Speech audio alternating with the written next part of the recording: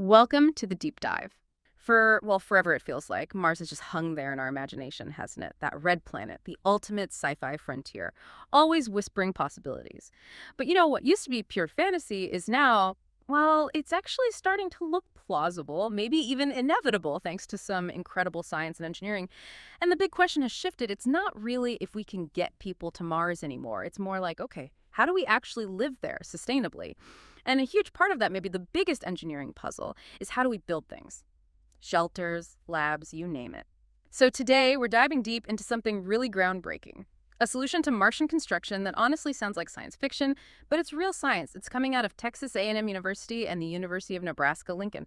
Our mission, if you will, for this deep dive, unpack biology and 3D printing are coming together to create, essentially, self-growing structures on Mars using Martian stuff. Seriously, get ready for this. We're talking homes, tables, chairs, built on Mars with almost no human help and no materials shipped from Earth.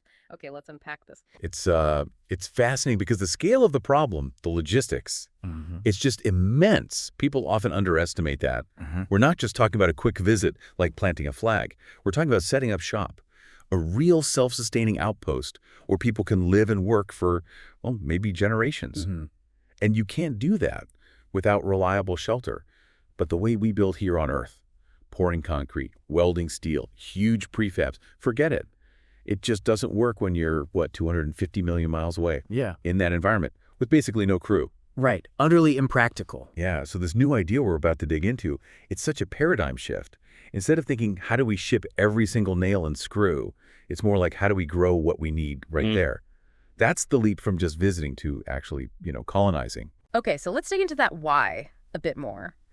Why is building on Mars so incredibly hard using our normal methods? I mean, try picturing building, say, a house in the absolute worst part of Antarctica. But you're blindfolded, you only have what fits in a carry-on bag, and the nearest Home Depot is, like, on the moon. That maybe gives you a tiny sense of it. Yeah, and Mars is even tougher in many ways. Exactly. You've got average temperatures around minus 63 Celsius, way colder at the poles, the atmosphere, less than 1% of Earth's pressure, mostly CO2.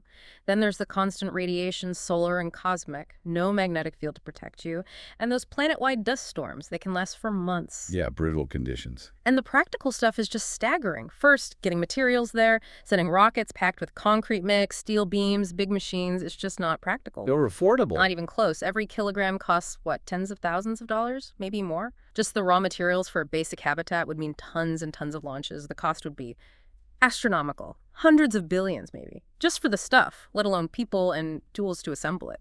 Right, you're talking mission budgets that just don't exist right now. And then, even if you got it there, you've got the scarcity on Mars. No army of construction workers, no easy access to sand, gravel, water like here. Every single tool, every spare part has to be planned and shipped if something breaks. No quick fixes. You're improvising with very limited gear under huge pressure. Resource constraints are extreme. So scientists have tried things, right? Ingenious stuff, but often limited. Critically sort of incomplete solutions, which really just highlights why we need something totally different. Something that redefines building for space. You've nailed the core issues. And yeah, people have definitely tried to tackle the problem of using Martian regolith, that's the local soil, the dust and rock. How do you stick it together? Our sources mention a few approaches, like magnesium-based binders, trying to make a kind of Martian concrete. But the challenge there is often needing very precise amounts of water, which is scarce, and the energy needed for curing, hard to automate. Right, water is gold up there. Exactly. Then there were sulfur-based ideas. Melt sulfur, mix it with regolith, it sets fast, which is good. But sulfur concrete can be brittle, especially in that extreme cold.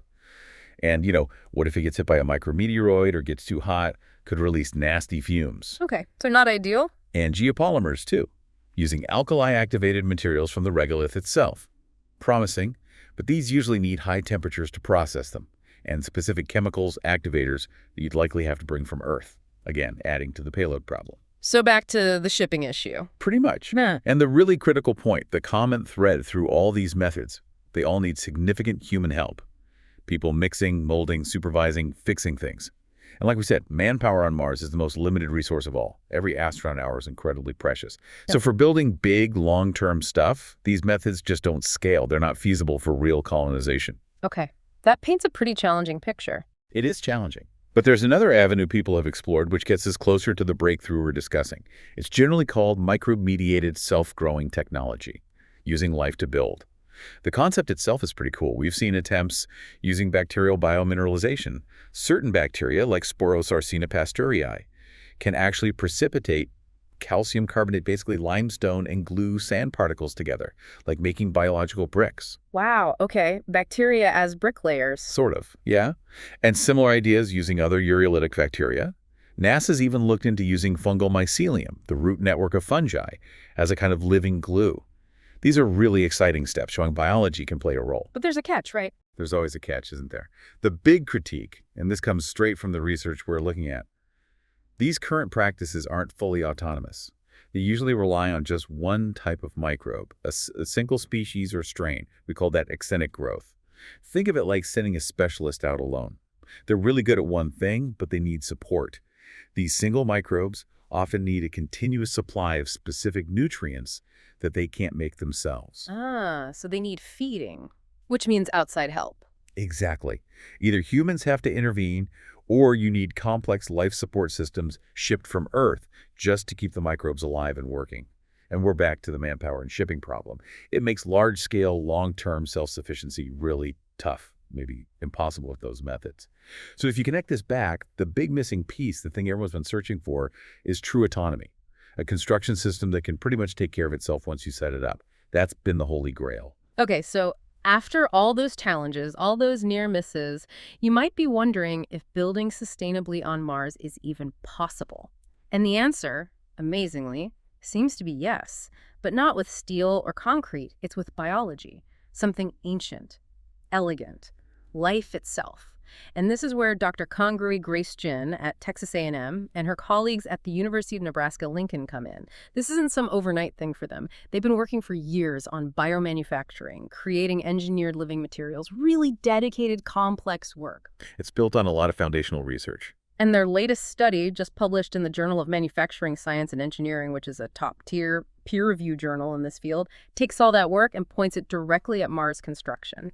And this is where it gets really cool. Mind-blowing, frankly. They've developed what they call a synthetic lichen system. Get this. It can form building materials with basically no outside intervention. No supply lines from Earth, no human mixing crew needed once it's going. Just stop and think about that. Not just a material, but a system that builds itself using Martian resources.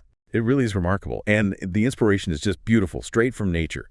Dr. Jin actually said, we can build a synthetic community by mimicking natural lichens.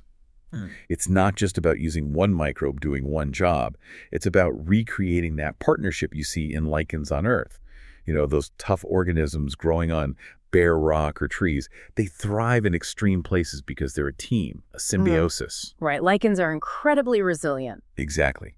And that's the genius here. It's a synthetic community.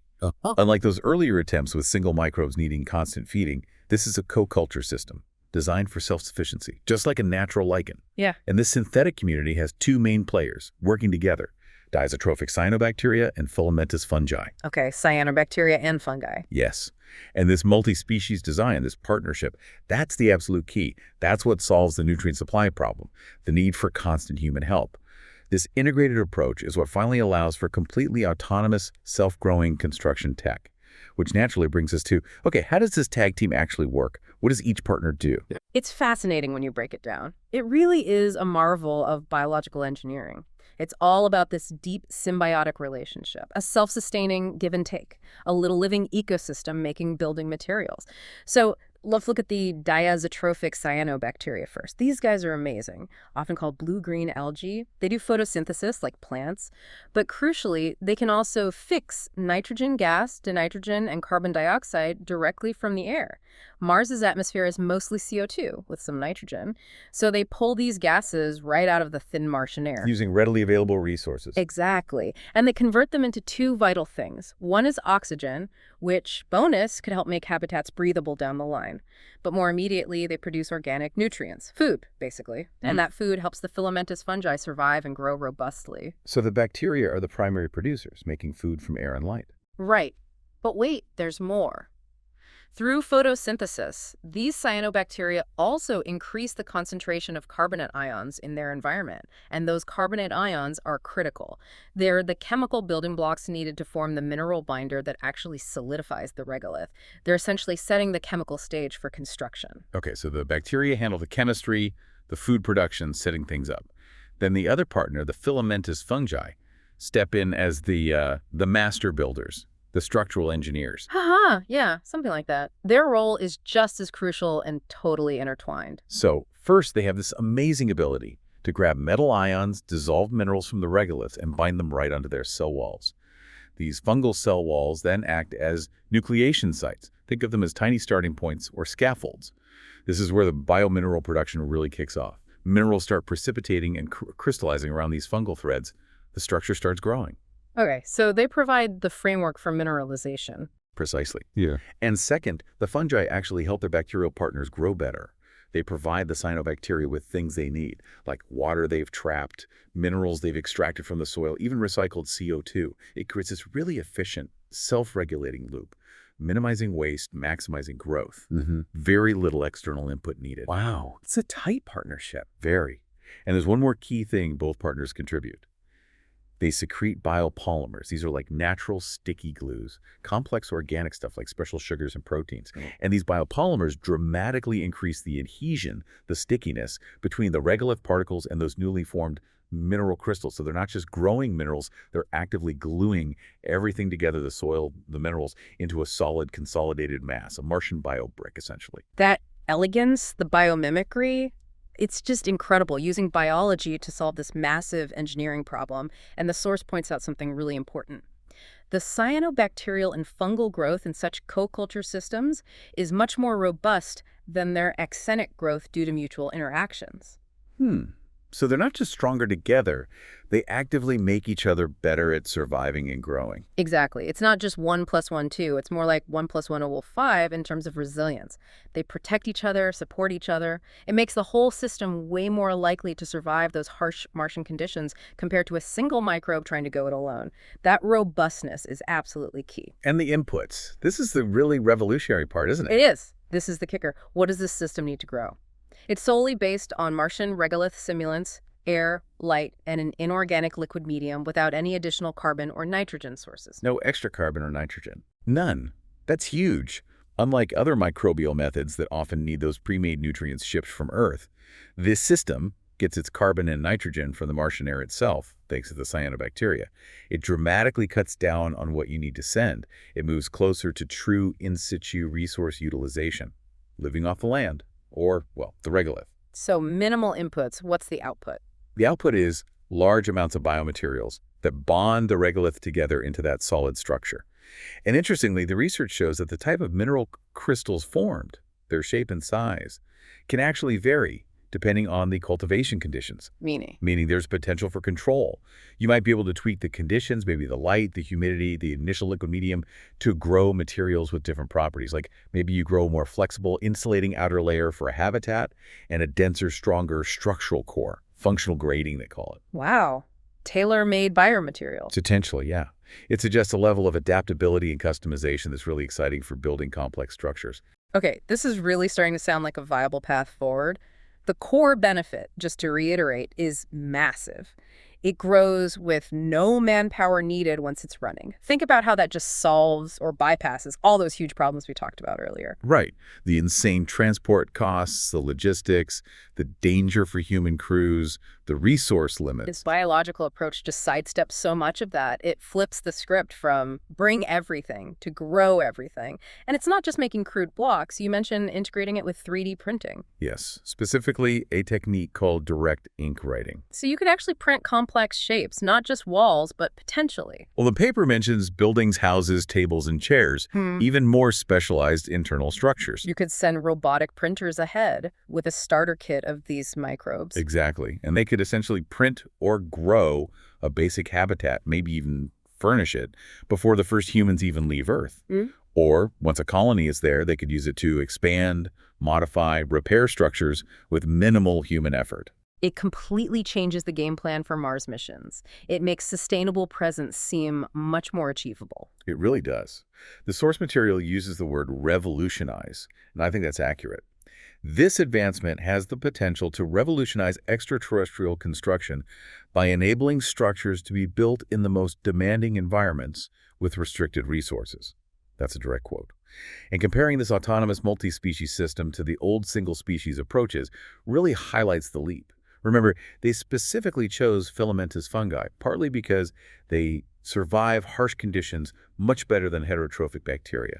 That built-in toughness is crucial for Mars. Resilience is key. Absolutely. And connecting this to the big picture, this isn't just a neat science experiment. It's fundamentally about enabling that grand vision. Multiplanetary life, actually colonizing Mars, turning it from a place we visit into a place we can live sustainably. Dr. Jin's work feeds directly into that possibility.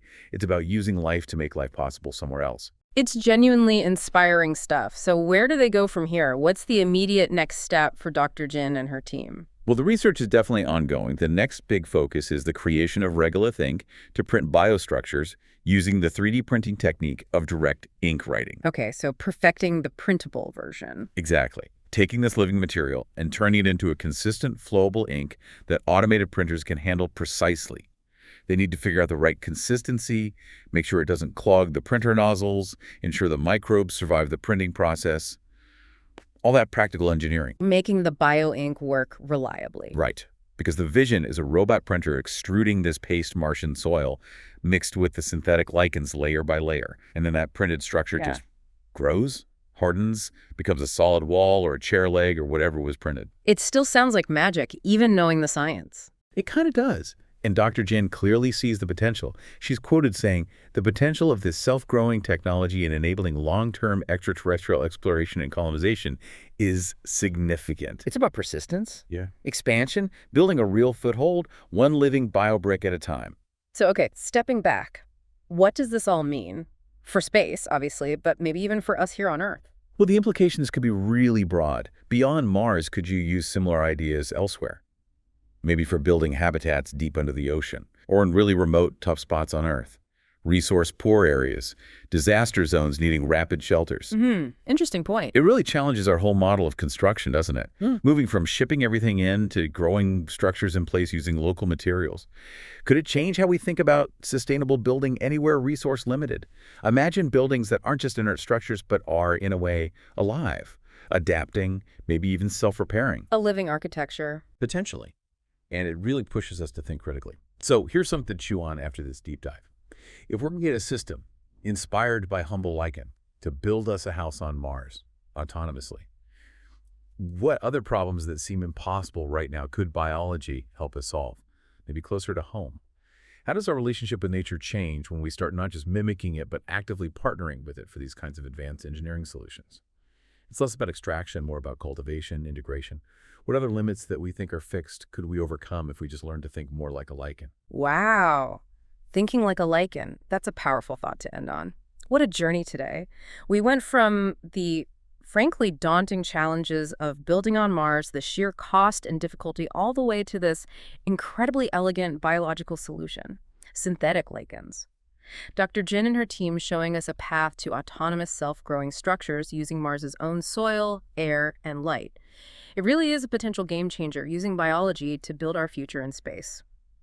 Thank you so much for joining us on this deep dive. We hope it sparked your curiosity and got you thinking about the amazing possibilities this kind of innovation opens up for humanity's future out there and right here. Definitely. And it's a great reminder that sometimes the most revolutionary solutions come from understanding the fundamental processes of life itself, from looking at how nature has already solved incredible challenges over billions of years. Applying that knowledge, that's where the real breakthroughs happen.